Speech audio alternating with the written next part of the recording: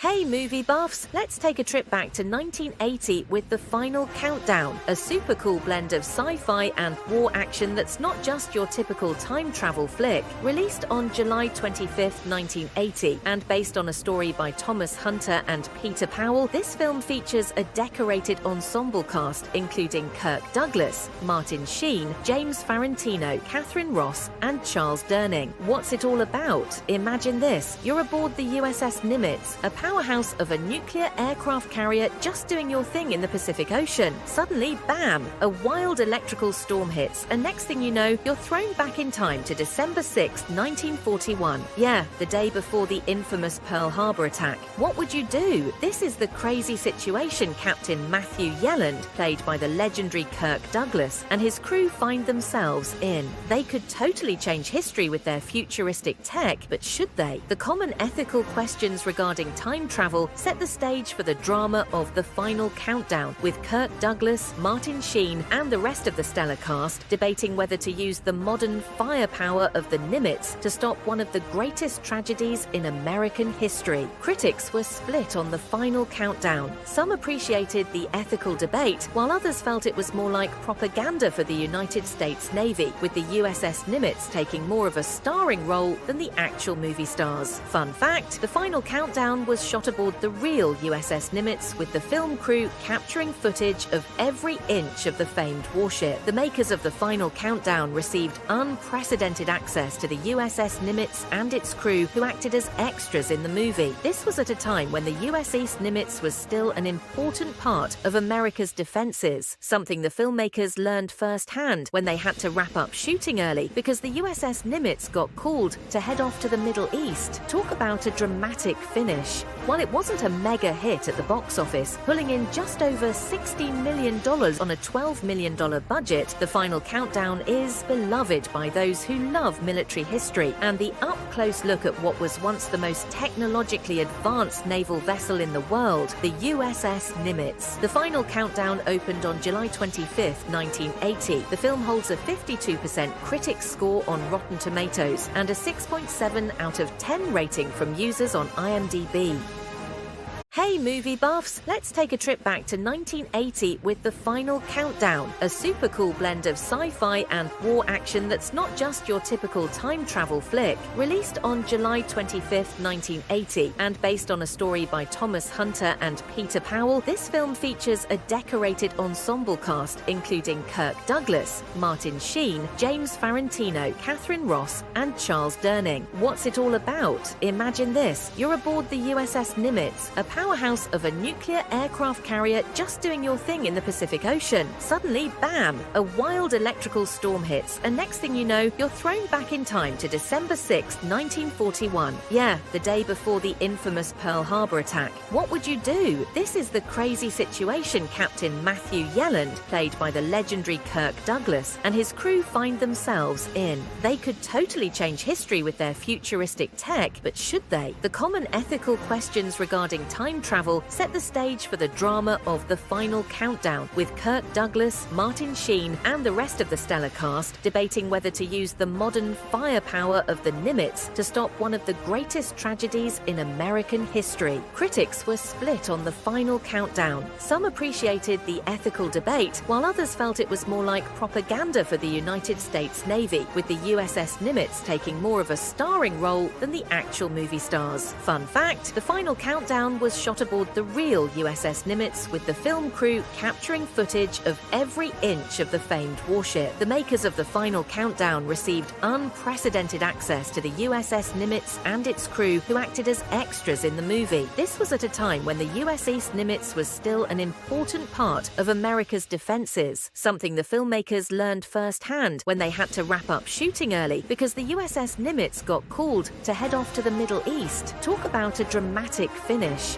While it wasn't a mega hit at the box office, pulling in just over $16 million on a $12 million budget, The Final Countdown is beloved by those who love military history and the up-close look at what was once the most technologically advanced naval vessel in the world, the USS Nimitz. The Final Countdown opened on July 25, 1980. The film holds a 52% critics score on Rotten Tomatoes and a 6.7 out of 10 rating from users on IMDb.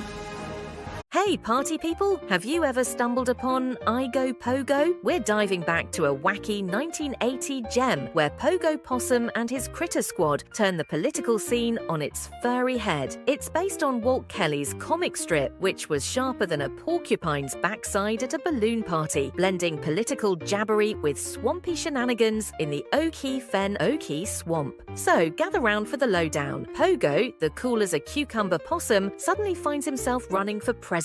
Totally unplanned. His buddies just sorta chuck his hat into the presidential ring. What follows is a rib-tickling riff on political campaigns that feels eerily like your favorite election year nightmares, but with more scales and feathers. Production and reception. What sets this flick apart? Clay animation, folks. It's all gloriously gooey and gives each frame a charmingly chunky vibe, a far cry from your slick Saturday morning cartoons. But let me level with you. While Pogo killed it in the comics, the movie was more of an underground hit. Seems like the whole satire shindig flew right over the kiddos' heads, and not everyone was jazzed about Clay back in the day. And the voice cast? Oh, it's studded with stars like Jonathan Winters, Vincent Price, and Stan Freberg, layering on thick slices of awesome. Weird fact, I Go Pogo was never released in theaters. Instead, the animated feature was sold to Photomat. The retail camera film developers were moving aggressively into the home video market and acquired I Go Pogo as one of the first movies to be part of their burgeoning film rental service. Although I Go Pogo didn't exactly crack the mainstream, it's a cult classic with a loving nod to those who dig quirky political satire and avant-garde animation. Fun fact alert: I Go Pogo was pioneering stop-motion clay magic for a full-on political satire way before creepy classics like The Nightmare Before Christmas hit the scene.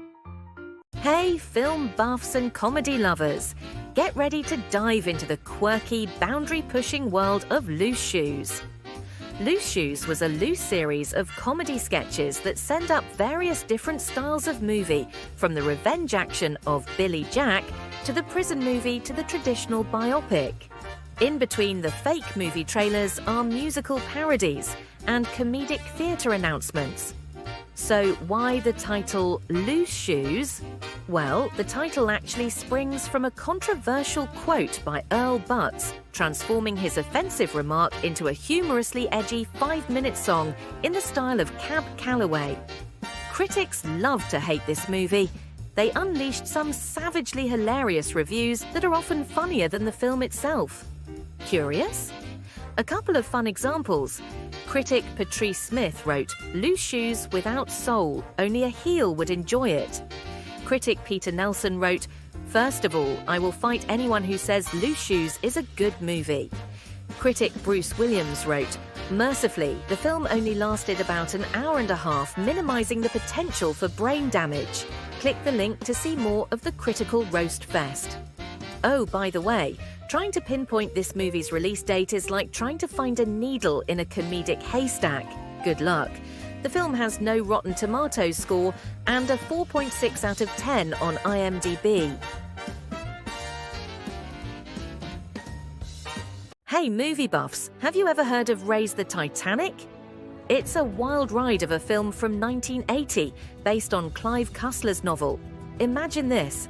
A mix of adventure, Cold War espionage, and a dash of high-stakes treasure hunting.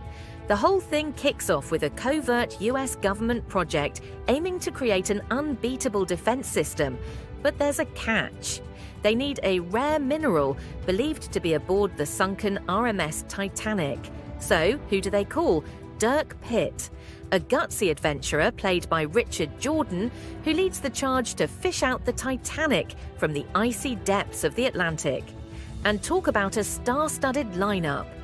Alongside Jordan, you've got Jason Robards, Anne Archer, and even Sir Alec Guinness.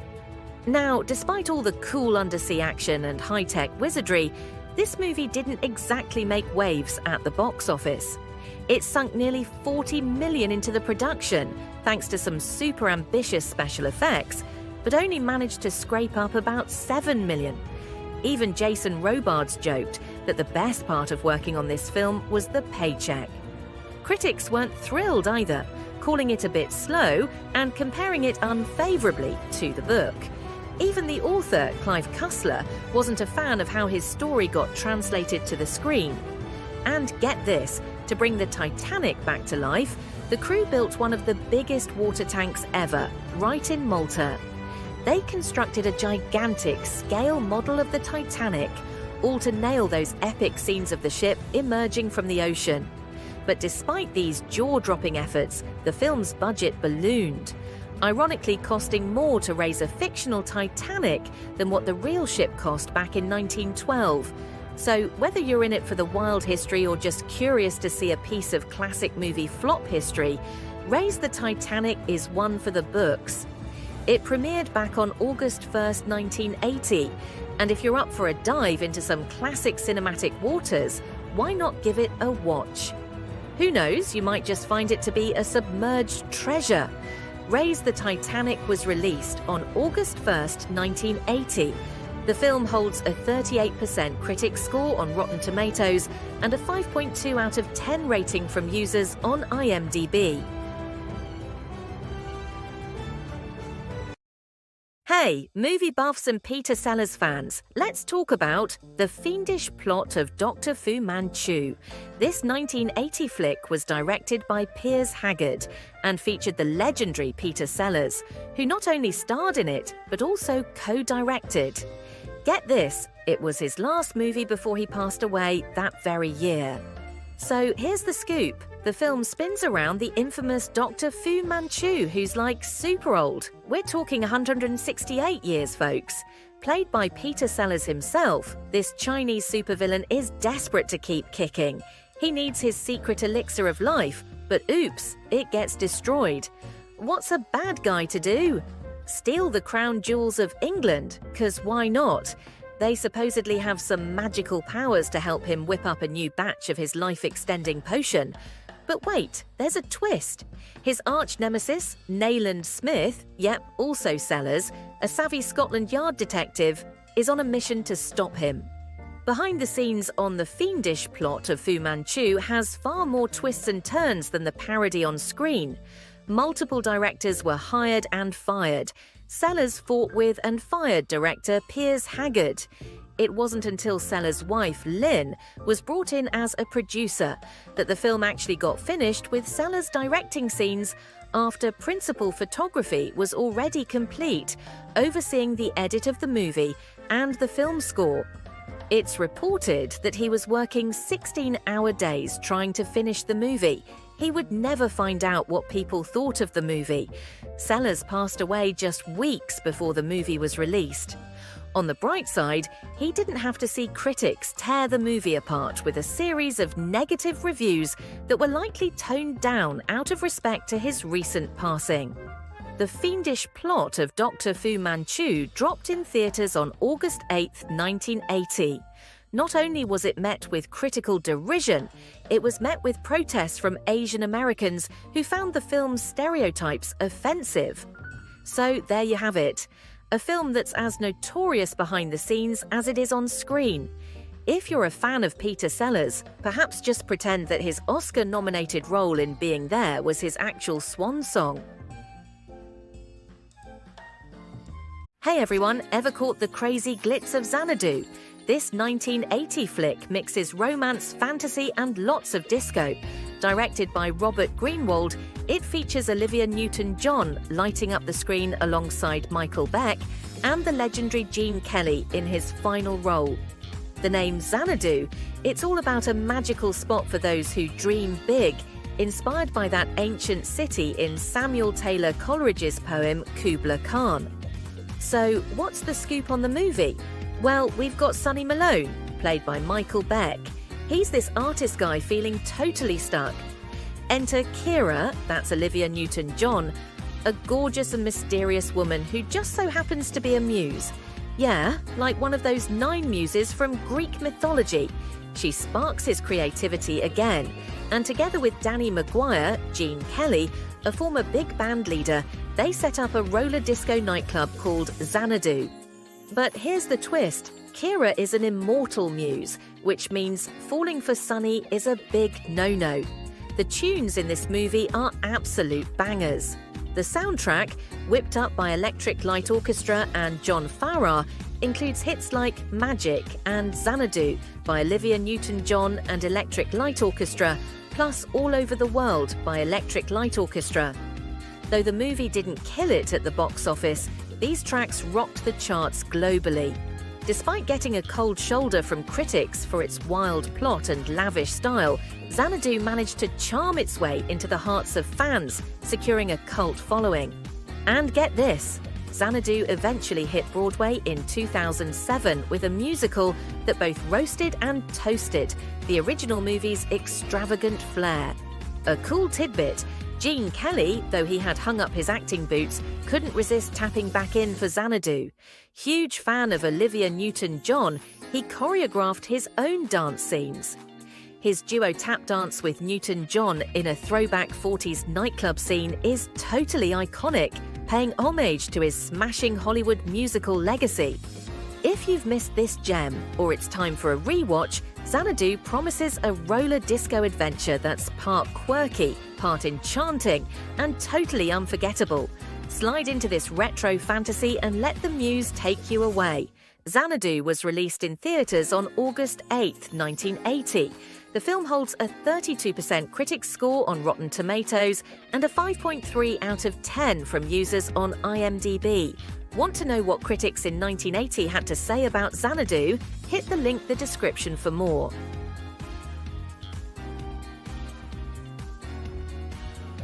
Why Would I Lie is a 1980 comedy-drama film directed by Larry Pierce and starring Treat Williams, Lisa Eichhorn, and Gabriel Macht.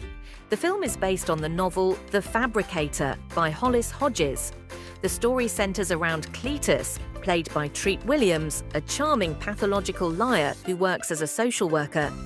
Despite his dishonest tendencies, Cletus genuinely cares for the children he works with and tries to help them. His life takes a turn when he becomes involved in the case of a young boy, Jorge, played by Gabriel Macht, who is in the foster care system. Cletus is determined to reunite Jorge with his mother, leading him to spin even more elaborate lies to achieve his goal. The film was shot entirely in Spokane, Washington, where the townsfolk welcomed the big Hollywood production with open arms. Numerous locals played extras in the movie, and when the film was ready to open, the stars took the glitzy premiere back to Spokane. The film blends light-hearted comedy with touching moments, exploring themes of truth, deception, and the complexities of human relationships. Although Why Would I Lie didn't receive widespread acclaim upon release, it has some appeal for its quirky characters and charming performances, particularly by Williams in the lead role.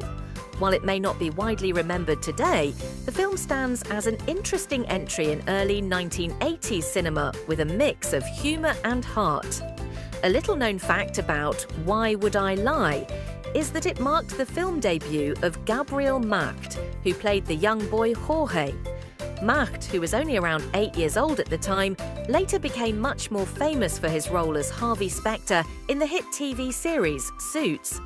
This early role in Why Would I Lie was one of his first steps into the world of acting, long before he became a well-known name in television. Why Would I Lie opened on August 10, 1980. The film has no score on Rotten Tomatoes and a 5.9 out of 10 on IMDb. Hey movie buffs, let's dive into a classic.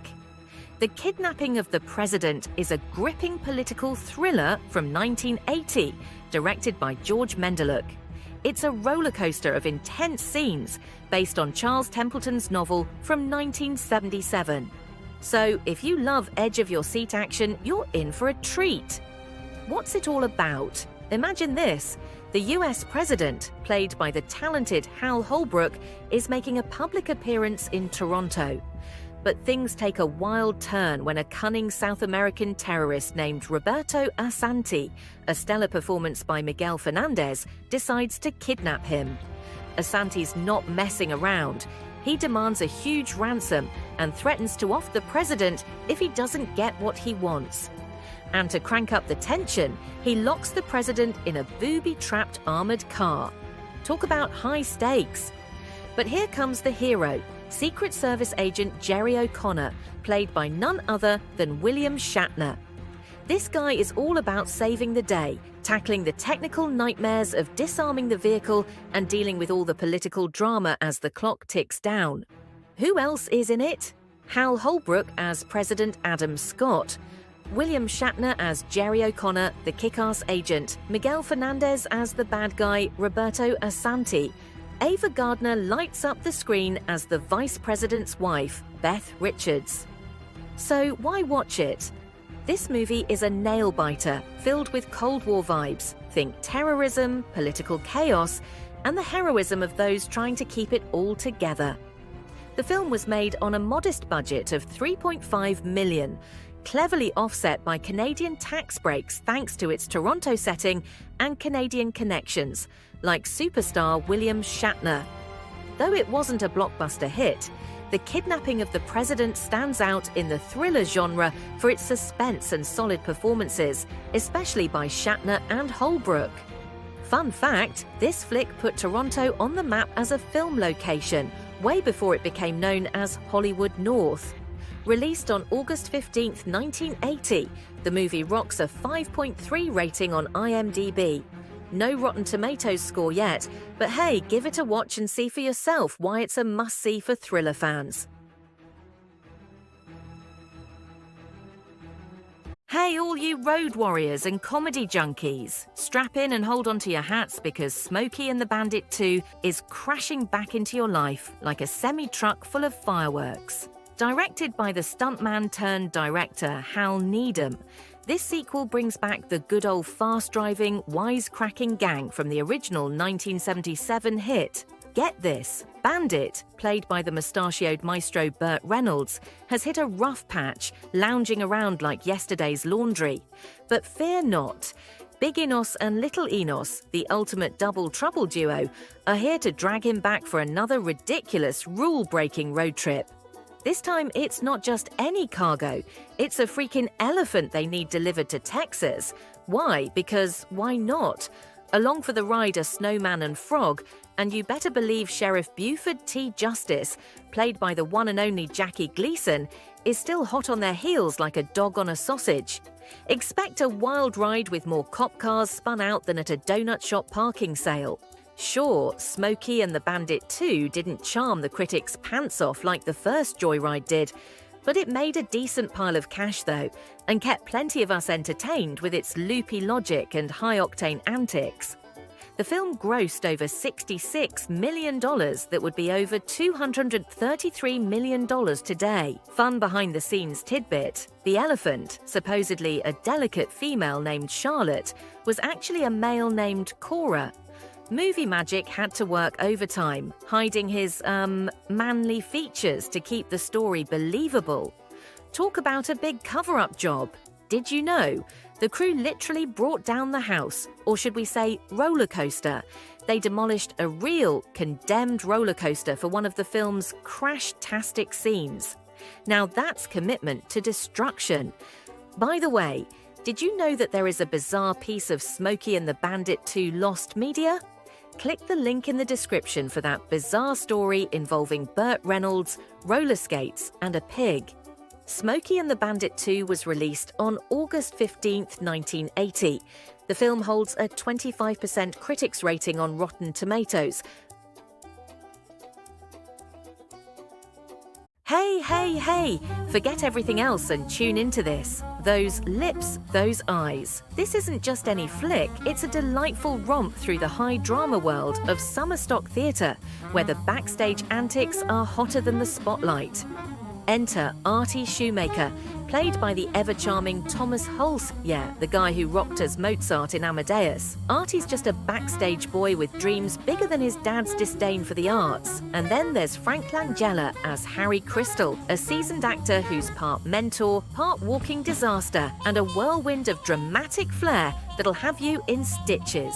Watch him school Artie in the merciless, marvellous world of theatre, love, and the art of crashing and burning with style. Oh, and did we mention the love story? Yes, there's a girl, Ramona, played by the dazzling Glynis O'Connor. She's got eyes that could launch 1,000 scripts and a smile that spells trouble with a capital T. Poor Artie doesn't stand a chance. This film's got big dreams, broken hearts, and a backstage pass to the wildest summer of Artie's life. Directed by the fabulous Michael Pressman, Those Lips, Those Eyes is a nostalgic nod to when dreams were as big as the skirts and heartbreak as common as Elvis hits. And let's not forget Jerry Stiller, who absolutely nails it as Mr. Shoemaker, Artie's loving and worrying dad. While this gem didn't bust blocks at the box office, its charm is more vintage wine than cheap champagne. Released on August 15th, 1980, it's got no Rotten Tomatoes score to brag about, but an honest 6.4 on IMDb tells you it's worth a watch. So, for a taste of theatre,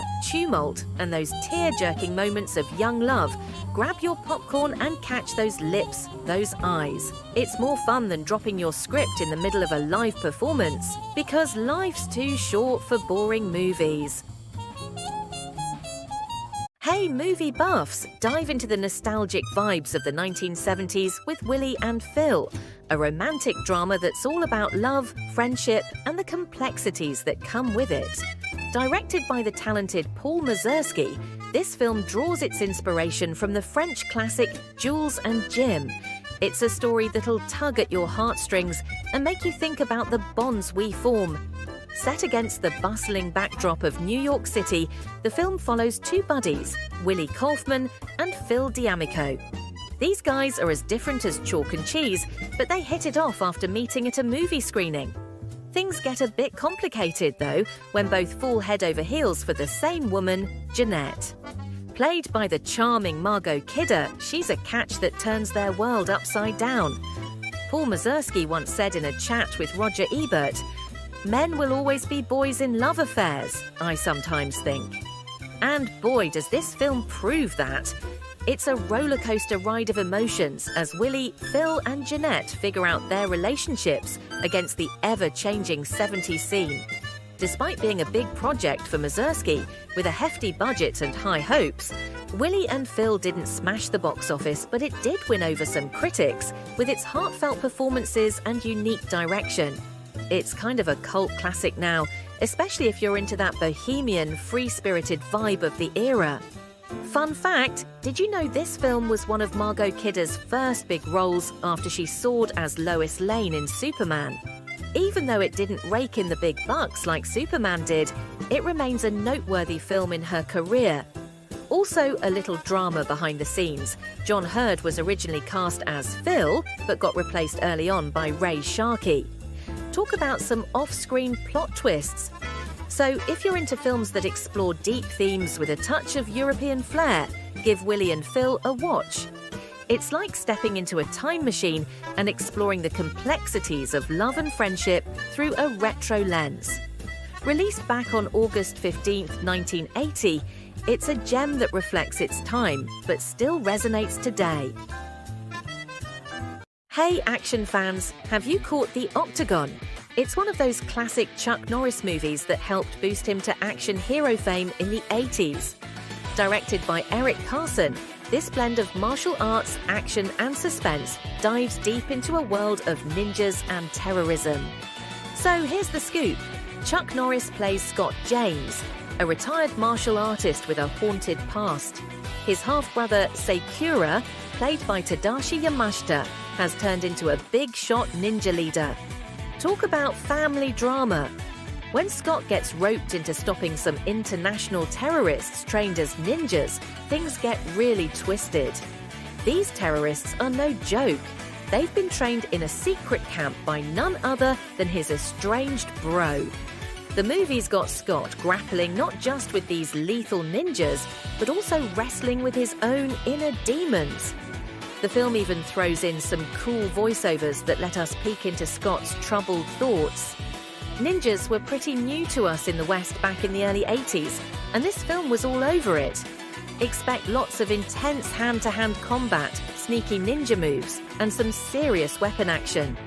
Apart from Chuck doing his thing, the cast is stacked with talent like Karen Carlson, who plays Justine, a rich lady pulling Scott back into the action game.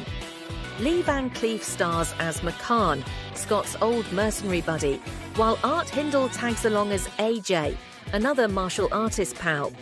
Despite not being as famous as some of Chuck's other gigs, like Walker, Texas Ranger or Way of the Dragon, the Octagon holds its own by being one of the first to throw ninjas into the mix. It's like the movie that kicked off the whole ninja craze that took over the 80s. Films, TV shows, you name it. On the money side of things, the Octagon did pretty well for itself, raking in over $19 million at the box office on a $4 million budget. Plus, it became a hit on the early VHS rental scene.